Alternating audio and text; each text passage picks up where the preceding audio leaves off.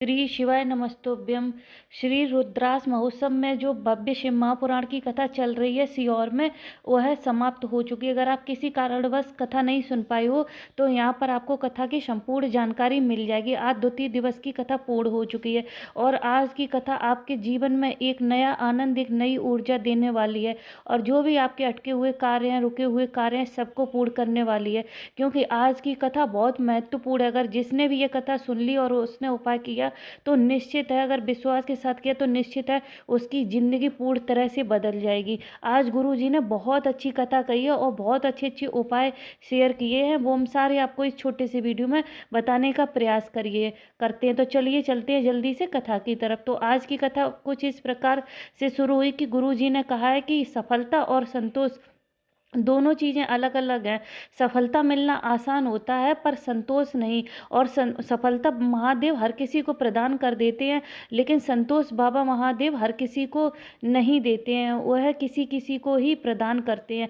फिर गुरुजी ने कहा कि सबने शिव को बदनाम कर रखा है, कहा वह नशा करते हैं, वह चिलम पीते हैं, वह भांग खाते हैं। फिर गुरुजी ने कहा कौन से पुराण में लिखा है, कौन से शास्त्र में ऐसा लिखा है। फिर गुरुजी ने कहा अपने मन की करने के लिए भगवान पर कुछ भी लांछन लगा देते हैं लोग। फिर गुरुजी ने कहा बाबा ऐसा कुछ भी नहीं करते हैं। फिर गुरुजी ने कहा कि कुछ भी जानते नहीं है और जो मन में आए वो बोल देते हैं, कि चाहे किसी को कुछ भी फर्क पड़े या ना पड़े, पर बाबा ऐसे नहीं है। फिर गुरुजी ने कहा है कि सब कहते हैं कि वो रुद्र है, वह बहुत क्रोध करते हैं, वह क्रोधी हैं, पर गुरुजी ने कहा रुद्र का मतलब होता है रुदन करना अपने भक्तों के लिए। जब वह अपने भक्तों का देखकर रोते हैं तो इसलिए उनको रुद्र का नाम दिया गया है, इसलिए वह रुद्र कहे जाते हैं, ना कि वह क्रोधित हैं, यह बहुत ज़्यादा गुस्सा करते हैं। तभी गुरुजी ने एक बहुत अच्छा उपाय बताया। गुरुजी ने कहा आज महाशिवरात्रि है, जैसे कि सब लोग जानते हैं आज 8 मार्च है, आज महाशिवरात्रि है। अगर किसी को भी ऐसी समस्या कि उसके आँखों की ज्योति कमज़ोर है, उसको कम दिखाई देता है, उसकी नज़र कम है, तो आपको रात्रि के 12 बजे यह उपाय करना है। आपको शहद ले लेना है और शहद अच्छा होना चाहिए। शहद लेके आपको बाबा के शिव मंदिर जाना है, ठीक रात्रि के 12 बजे बाबा पर समर्पित कर देना है और समर्पित करके वह बाबा से शहद औषधि रूप में ले आना है और उसको रोज़ सुबह अपनी आँखों में जैसे काजल लगाते हैं उस तरह से लगाना है। आपका जो भी चश्मा है वह भी हट जाएगा और आपकी नेत्र की ज्योति गुरुजी ने कहा है कि 12 ज्योतिर्लिंग के समान चमक जाएगी और अच्छी हो जाएगी, आपकी ज्योति ठीक हो जाएगी। उसी के बाद गुरुजी ने और भी उपाय बताए हैं, वह भी हम आपके साथ शेयर कर रहे हैं। ने कहा है कि आज शिवरात्रि पर चढ़ा हुआ एक बेर भी जीवन में आनंद को देने वाला होता है।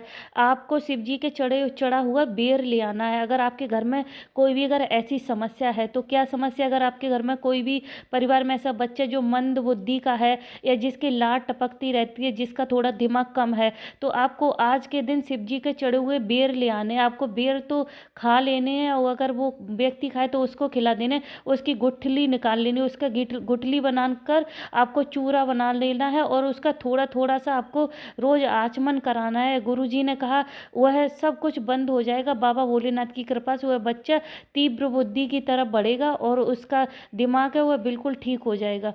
फिर गुरुजी ने और भी एक विशेष उपाय बताया है।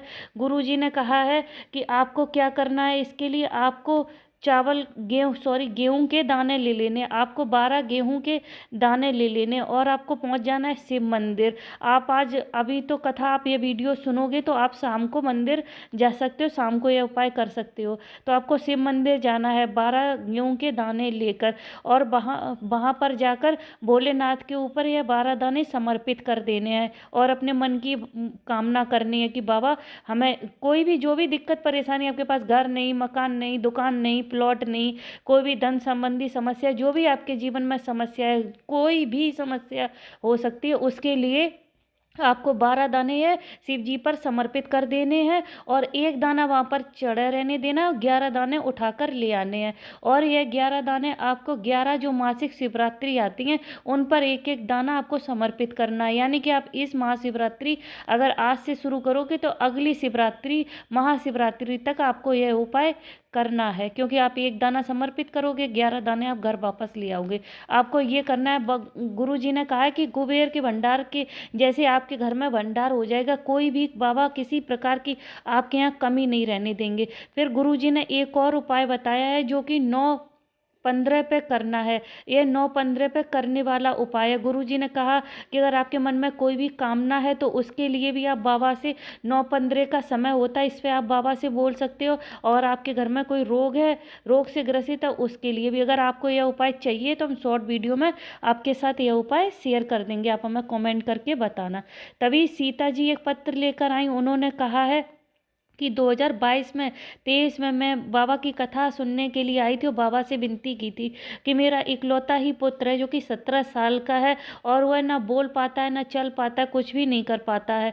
फिर मैं 2023 में भी आई थी और बाबा से प्रार्थना की थी और कंकड़ संकड़ लेके गई थी और रुद्रास लेके गई थी। उस रुद्रास का जल अपने बेटे को पिलाती थी। बाबा की कृपा का क्या वर्णन करूं कि आज मैं बाबा का धन्यवाद करने आई हूं कि मेरा बेटा पूर्ण तरह से ठीक हो गया है, स्वस्थ हो गया है। तभी एक रूबी जी भी पत्र लेकर आई। उन्होंने कहा मेरे पति को 2018 से कैंसर था और उनकी दिक्कत बढ़ती ही जा रही थी, वह सिर्फ लिक्विड पे ही जिंदा थे और रुद्राक्ष का उनको जल पिलाया तो उनको आराम मिला और उनकी जो भी बीमारी थी, जो भी कैंसर था, वह ठीक हो गया। लेकिन मेरी बेटी की शादी में अचानक तबीयत बिगड़ी और तबीयत बिगड़ने के कारण जब उनकी जांच कराई तो वहाँ फिर से कैंसर निकला।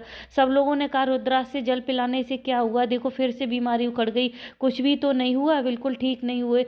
फिर हमें लेकिन बाबा पर पूर्ण तरह से भरोसा था। फिर हमने उनको फिर से जल का आचमन कराया। अगले दिन जब हम फिर जांच के लिए लेके गए तो हमने फिर से 1-2 हॉस्पिटल में जांच कराई तो वहां पर उनका कैंसर नहीं निकला हुआ, बाबा की कृपा से बिल्कुल ठीक हो चुके थे। हम बाबा का धन्यवाद करने कथा पंडाल में आए हैं।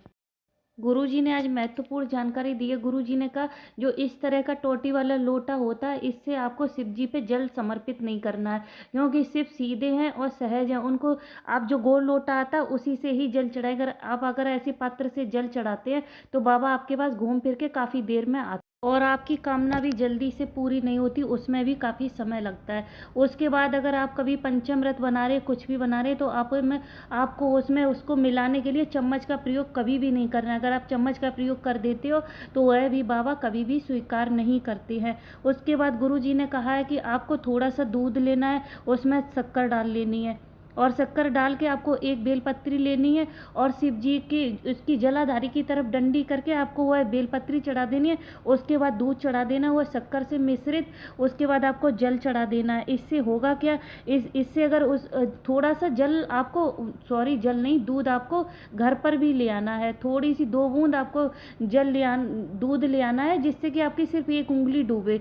और आप अपने अगर व्यापार वाले स्थान पर 1 बूंद भी लगा देते हो तो भी आप का कार्य है जो वो दिन दुगनी रात चौगनी तरक्की करता है और बढ़ता है। आपको कभी भी पीछे मुड़ के नहीं देखना पड़ता है। आपको दूध, शक्कर से मिला हुआ दूध भगवान पे समर्पित कर देना है। उसके बाद उस दूध को थोड़ा सा कटोरी में झेल के ले आना है। जरा सा उस दूध का आचमन नहीं करना है बिल्कुल भी, सिर्फ उसको अपने व्यापार वाले स्थान पर 1 बूंद लगा देना है। ठीक है, समझ में आ गया।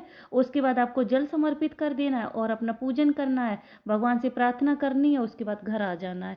इसी के साथ साथ आज की कथा विश्राम हो गई है। कोई बोलने कहने में त्रुटि हुई हो तो उसके लिए क्षमा चाहते हैं। मिलते हैं कल नई कथा में नए विचारों के साथ। तब तक श्री शिवाय नमस्तुभ्यम। हर हर महादेव।